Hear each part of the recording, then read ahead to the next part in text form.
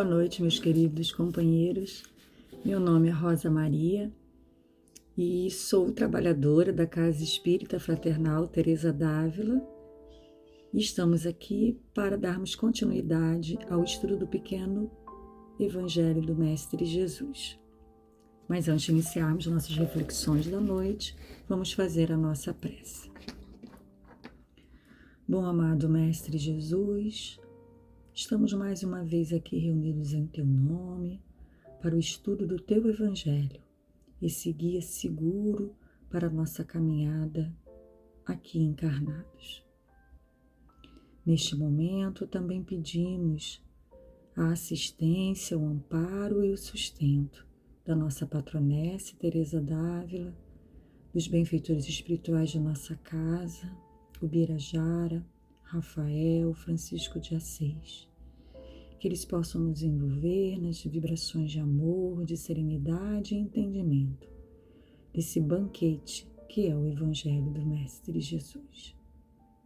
Graças a Deus, que assim seja. Então, meus queridos, nós estamos no capítulo 13, que a vossa mão esquerda não saiba o que dá a vossa mão direita. Estamos refletindo as instruções dos Espíritos e vamos dar continuidade hoje, refletindo o item 16, que é a orientação trazida por João Bordeaux em 1861. Essa orientação dá continuidade à orientação anterior trazida por um espírito protetor de Lyon, que falam da questão das possibilidades que existem e oportunidades para que nós possamos praticar a caridade, o amor ao próximo. E a orientação, ela especificamente começa falando para as mulheres. No primeiro parágrafo, João vem dizendo que a mulher rica, feliz, que não precisa empregar o seu tempo nas tarefas domésticas, porque tem uma condição que lhe permite empregar outras mulheres para fazerem essas tarefas, mulheres que nem trabalham laboriosamente para compor ou ajudar no sustento da família, que essas mulheres elas podem consagrar algumas horas do seu tempo em favor dos seus semelhantes, em favor do seu próximo. E duplamente elas podem ajudar tanto materialmente como também doando o seu tempo. Ele até faz uma ressalva de que ela pode comprar com o supérfluo de seus prazeres, ou seja, o que ela emprega no gasto dos seus prazeres que às vezes chegam ao supérfluo, ela pode empregar melhor essa quantia, esse dinheiro, comprando o quê? Agasalhos, alimentos, todos os itens que são básicos e que muitos dos nossos semelhantes não conseguem prover. E além disso, ele também fala que com as suas mãos, doando o seu tempo, ela pode visitar esses infortunados, levando carinho, atenção, esperança, consolo, para que eles possam renovar as esperanças e a sua confiança em Deus, percebendo que eles não são esquecidos, que eles também são filhos de Deus e que Deus inspira a outros irmãos que passam por situações melhores, que podem levar até ele o que lhe falta. E aí, nesse momento, eu me lembrei da nossa querida Condessa Paula, que está aqui no nosso Evangelho, né? Condessa Paula, que a sua época pertencia a uma classe social elevada, que tinha suas obrigações sociais perante a sociedade, mas que encontrava dentro da sua rotina tempo para ir ao encontro dos infortúnios ocultos e levava, alimentos, tudo que era necessário para atender à necessidade, à privação de que aqueles semelhantes enfrentavam. E ela ia pessoalmente, lembremos, ela confortava, não só oferecendo o material, mas também oferecendo carinho, atenção. E ele continua. E aí ele fala, muito bem. E ele se dirige, e a pobre obeira? A mulher pobre, que nada tem de supérfluo na vida, que muitas vezes trabalha para ajudar na composição, familiar ali, financeira, para poder suprir as necessidades da família, e que muitas vezes ela é a única que trabalha para o sustento de todo aquele grupo familiar. Será que essa irmã, nessa situação, nessa condição social, não tem a possibilidade de praticar a caridade? E ele mesmo nos responde, e eu gostaria até de ler exatamente como ele coloca para a gente. Ele diz o seguinte: doando algumas horas do seu dia ou do seu tempo, você estará doando o seu único tesouro, o seu bem mais precioso, que é o seu tempo. Doar-se por inteiro através do seu trabalho em favor do próximo. E aí ele fala, fazer alguns trabalhos, que possam fazer com que esses irmãos que atravessam essas dificuldades se sintam mais felizes, que muitas vezes podemos direcionar um pouco do nosso tempo ali no momento da nossa folga, do nosso descanso, em favor desses irmãos. E nesse momento, façamos a seguinte reflexão: todas as frentes de trabalhos que buscam atender e socorrer esses irmãos, as ações sociais, as organizações não governamentais, todos eles necessitam do trabalhador. Não é o trabalhador ideal, mas ideal porque ele vai oferecer o seu tempo de acordo com as suas forças, de acordo com as suas possibilidades, para ajudar a essa ação, esse grupo, a levar até esses irmãos o que eles necessitam. E a nossa casa, o Centro Espírita Fraternal Teresa d'Ávila, tem duas frentes de trabalho que necessitam muito de trabalhador, que é o Café com Fé, que acontece todos os domingos, e também a nossa festa de Natal, que atende os nossos irmãos em situação de rua.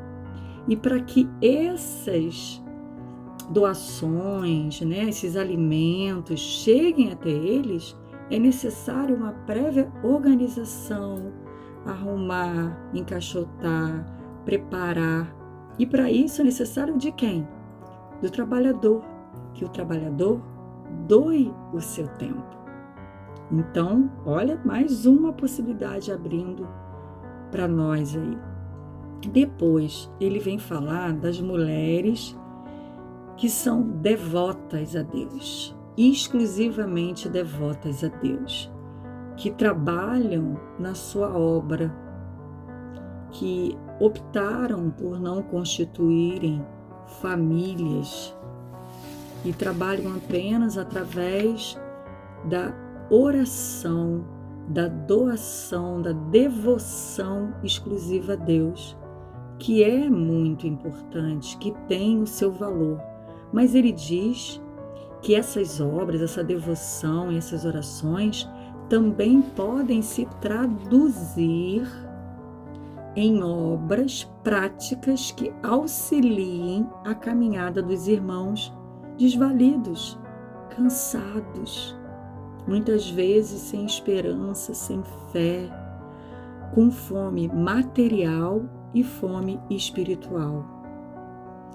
E ele completa que essa também, para essas irmãs devotadas, é uma forma de glorificar a Deus, de honrar a Deus, nosso Pai. E aqui nós não podemos deixar de falar da nossa querida patronessa Teresa d'Ávila, que lá no Livro da Vida vem dizendo para nós que ela buscava sempre, fazer, praticar a caridade, e pouco tempo lhe sobrava para o descanso, e que estar envolvida, ajudando, amando o próximo, enchia o seu peito de gratidão e de uma luz do Senhor. E ela refletia quanta alegria, quanta luz, quanta vibração não deveriam sentir irmãos que chegaram ao martírio por Jesus. Ela até cita São Paulo, Madalena, o que eles não deveriam sentir, porque é uma alegria, é uma felicidade que muitas vezes nós não conseguimos expressar em palavras. Aqueles que sentem, conseguem sentir isso ao estar ajudando ao irmão, ao próximo, que com certeza está em situações muito mais aquém do que as nossas. E ela traz também algo que eu gostaria de ressaltar, porque ela diz também que deveríamos refletir se nos momentos que estamos ali praticando o amor ao próximo é realmente um reflexo de amor e desprendimento de tudo.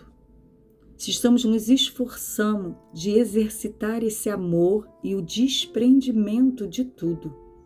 Porque ela diz pra gente que este é o caminho para a perfeição, que é a nossa destinação.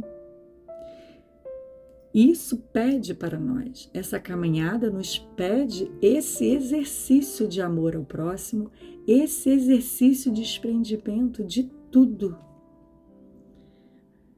Porque se nós pararmos para pensar, nada é nosso, nem o nosso corpo. Tudo são ferramentas, oportunidades, são empréstimos de Deus, para que nós utilizemos com sabedoria e equilíbrio. E aí, o nosso querido orientador, instrutor espiritual desta casa, João, ele vai terminando essa orientação falando para a gente sobre os talentos, que todos nós temos talentos, todos, e que qualquer que seja o nosso talento, parte dele deve ser revestido, deve ser revertido, em auxílio dos infelizes.